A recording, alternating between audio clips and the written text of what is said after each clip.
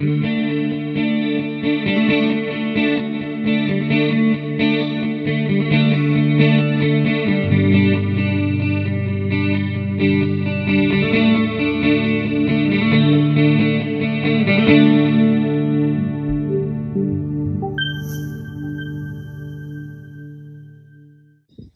everyone, back at the 1800s house, actually across the street from the 1800s house that did a video a couple videos ago.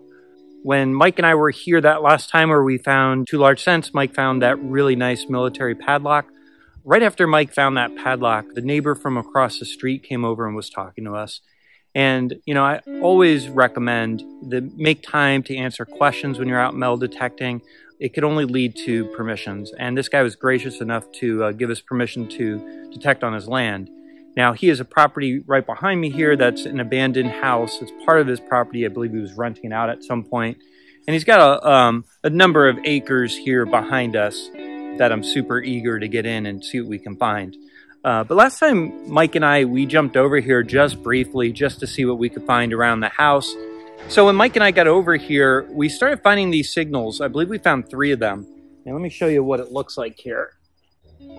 So Mike and I found them at like almost identical times, and Mike had reburied his, and he was all concerned. He thought these were insulin vials.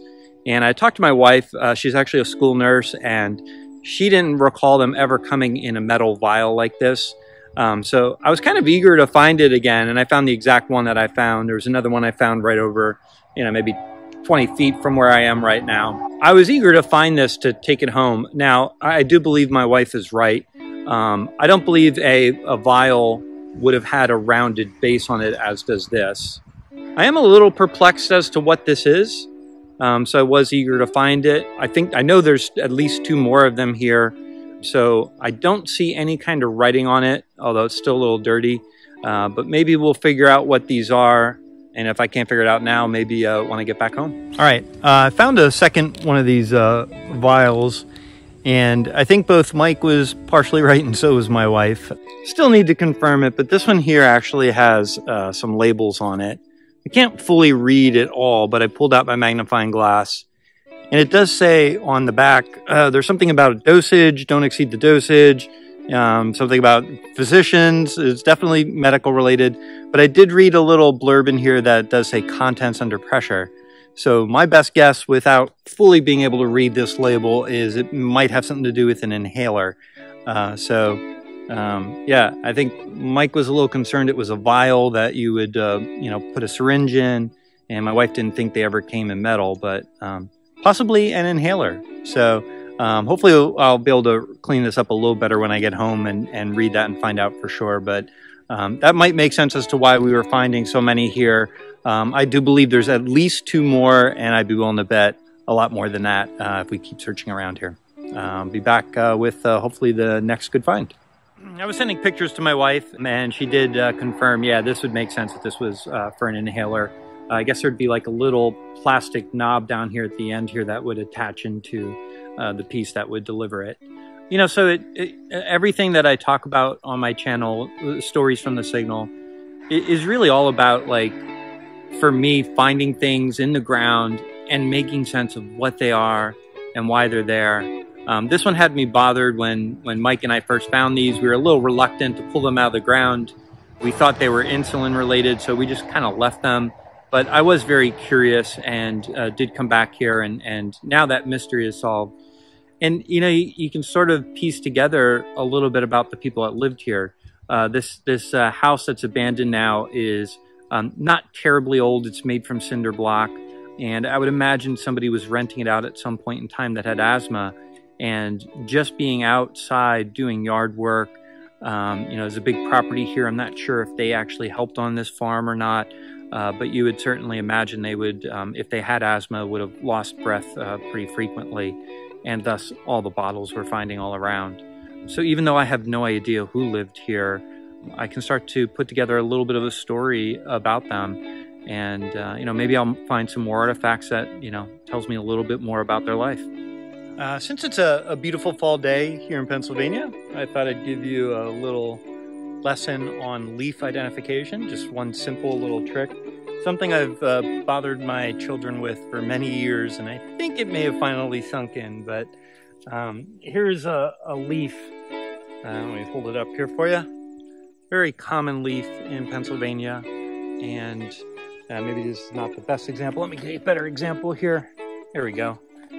And so, for those not familiar with the tree that this came from, this is a tulip poplar. Poplar is a very common wood used in sometimes the secondary wood in furniture making, like the drawer backs and the drawer sides. And so this is a tulip poplar. And the lesson I got when I was a young kid is the way you can identify it is the very tip of it here, the front of it, looks almost as if it was bit by your tulips. And so that's how you can identify the tulip poplar tree. All right, I just dug a little tiny find here. A little hard to see on there, but there is a tiny piece of lead. You can see the white patina on it. And just dug it was like pretty close to the surface. Now typically the shape of this would suggest this is lead melt, is what they say this is. Now this could have come from any number of things, but you know they say that in the Civil War, when they would make bullets in their campsites and stuff, when they would melt them down into the forms, you know, this would be the runoff from it. Now, it could have been from, you know, any kind of farming or, you know, any kind of purpose. So I'm not saying it's Civil War, but as we mentioned in our last video when I was detecting with Mike along the same road, this road was used by both Northern and Southern troops to get to Gettysburg. So it's possible it's a Civil War relic, no way to know for sure, but maybe it's a sign that there might be some dropped Civil War relics here, so I'll keep detecting. All right, now I think I've actually found part of a vial. This makes a little bit more sense. So if you can see there, you have the metal top, and you can see the little bit of the orange, I guess it's some kind of rubber or plastic of some sort. And if I turn it around this way, there's shards of glass in there. So this was most likely an insulin vial, unlike the inhalers we were finding earlier. So, you know, whoever lived here must have had both asthma and diabetes. Sad to say, but and it looks like they had left some of the remnants of their medical devices out here in the yard. I hope you find this beetle as interesting as I did. I just had to stop and get footage of it. Now, throughout the day, the property owner came over and spoke with us several times. He was very curious in what we were doing and what we were finding. And he had several of his own stories, which I found fascinating. He described to us a gun that was in his family's possessions, a gun that was not part of the Civil War, but was from that era. And the description of the gun was rather interesting. He was kind enough to bring the gun out and show us how it worked. Wait to the end of the video to see this amazing gun. You're gonna be on my channel, Jill. This is my friend Jill. I had to call her over. I knew I had a decent signal here.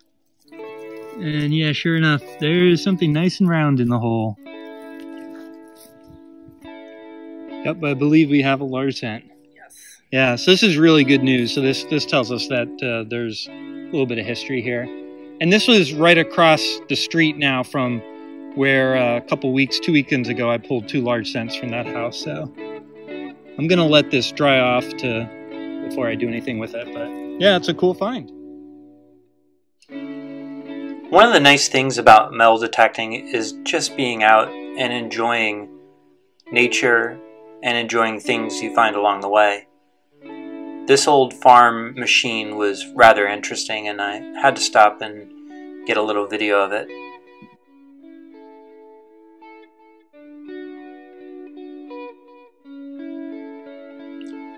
I also found this barnwood to be rather unique and pleasing. I was grateful that the owner gave us a tour inside the barn. It was actually quite amazing the work that he had done inside to keep it up to date.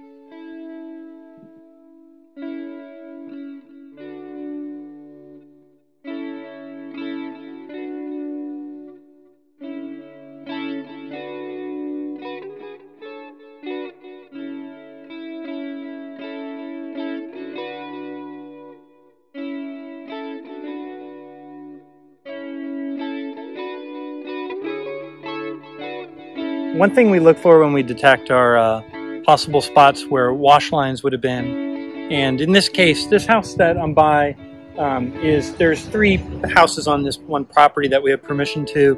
And this particular one is there's no one living in it right now. It's from the 1940s. But yeah, I'm right under a wash line here.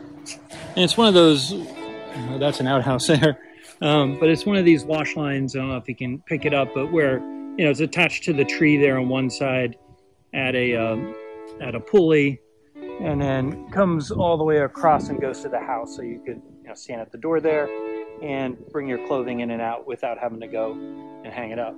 So I did a sweep right under the line, but then I'm thinking the more likely scenario of something falling out is the wind hitting the garment and pushing it one way or another. So I brought in my sweep and I'm going parallel to the wash line. And yeah, I reached out over here, maybe about 10 feet to the one side. And a little strategy worked out because I just pulled, I can't quite read the date on it, but I just pulled a weed scent there. And go to the back side. It's always the interesting side of these weed scents. So I'm going to keep sweeping out around and go a little further and hopefully find, my goal is to find a silver coin today. I love finding silver coins. So hopefully I will be back with a silver coin. This is a gun produced at the end of the Civil War. This particular rifle was never used in action. It was made by a company called Meriden. Now what the owner is about to show us here is he's going to pull the arm back, and we see a little bee dancing around us there. And the stock actually swivels out. And at this point right here, the prior cartridge would have been shot out. And as he keeps turning here, that little trap door opens up, and a bullet is pushed out from the butt of the gun into the chamber. Right there where he's showing us where his thumb is.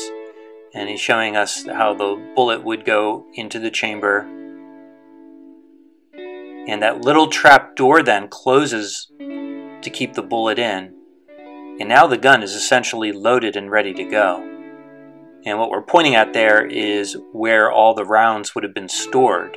So he's showing you how you could have opened up that little trap door and pushed rounds into basically the butt of the gun. It's a very interesting design. He goes on to tell us that one of the reasons this design never really caught on was that hollowed out chamber weakened the stock of the gun and would often crack. And here he's showing us this is a butt plate that we often find. Now one really unique thing about this gun was because you're able to swing it completely free, you can see right down the barrel there, and you get a little light coming in from the bottom. The reason I wanted to take that was to show the rifling of the gun. You can see there's 3 lines that swirl in the gun, and that's what's used to send the bullet out with a spin or a rotation on it to give it more distance and more accuracy.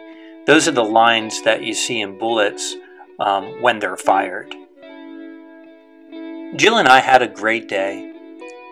The finds weren't plentiful. I didn't get silver, but it was just a beautiful day, and it was amazing hearing the owner's story and getting to see the amazing gun that he showed us.